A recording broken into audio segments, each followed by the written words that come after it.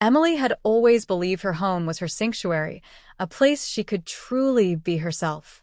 The walls around her were more than just bricks. They were boundaries of trust, comfort, and safety. After a long day at work, she'd finally returned to this safe haven. Mentally exhausted and drained, she longed to unwind and escape from the world outside. She slipped into her evening routine, changing into comfortable clothes, dimming the lights, and lighting a lavender candle. Tonight, she'd treat herself to a warm bath, a quiet oasis to wash away the day.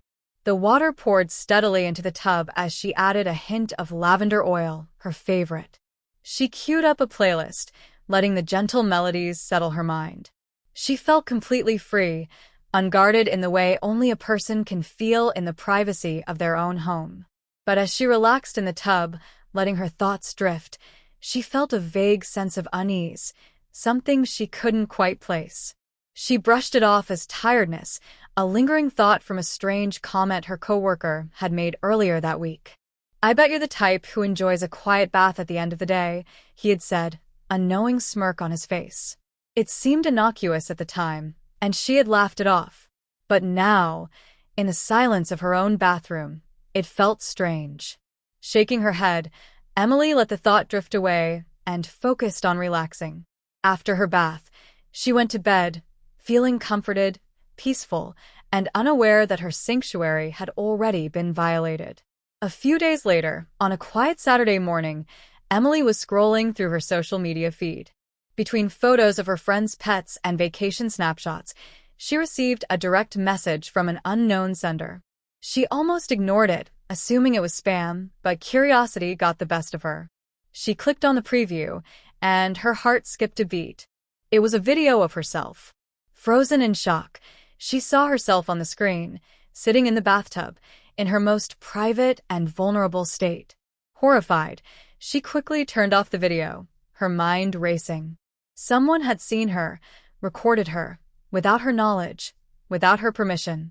It felt impossible, unreal. How could this happen? Who would do this? Her hands shook as she tried to make sense of it.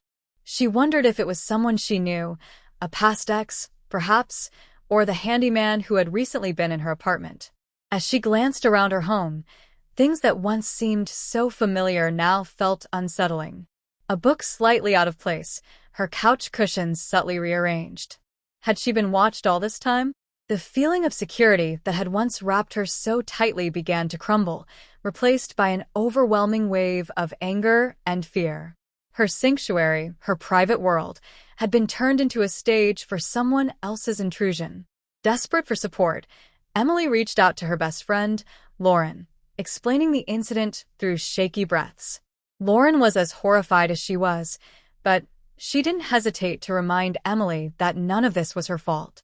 "You have every right to be furious," Lauren said, her voice firm.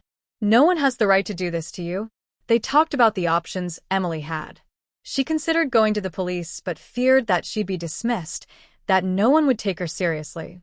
But Lauren encouraged her, insisting that Emily deserved justice and that she didn't have to face this alone. Eventually, with Lauren's encouragement, Emily built up the courage to report the incident. She spent hours gathering every detail she could remember, cataloging anything that felt even slightly suspicious. Finally, she met with Detective Ramirez, a calm, empathetic officer who listened carefully to her story. "We're going to take this seriously," Detective Ramirez assured her. "You're not alone in this, Emily. We'll do everything we can to find the person responsible." While she felt a glimmer of relief, a part of her was still consumed by a lingering anxiety. Even with the police involved, her home no longer felt like a refuge. She began to live in a state of hyper-awareness, constantly scanning her apartment for hidden cameras or misplaced objects. She avoided her favorite activities at home, too paranoid to feel comfortable. Flashbacks of the video returned at random moments, haunting her, and she began to isolate herself from friends and family, feeling too ashamed to tell them. She was left feeling paranoid, haunted by the possibility of being watched at any moment. Sensing her despair, Lauren came over one evening with a care package, insisting they go through her apartment together. Room by room, they searched, looking for anything unusual. Together, they installed better locks on her windows and doors, and even a small security system to monitor for intruders. Though she was still shaken, Emily began to feel a sense of empowerment. Each new lock, each safeguard she put in place, felt like she was reclaiming her space. Weeks later, Detective Ramirez called with an update. Through surveillance footage from nearby buildings, they had identified the person responsible, the handyman who had visited her apartment recently.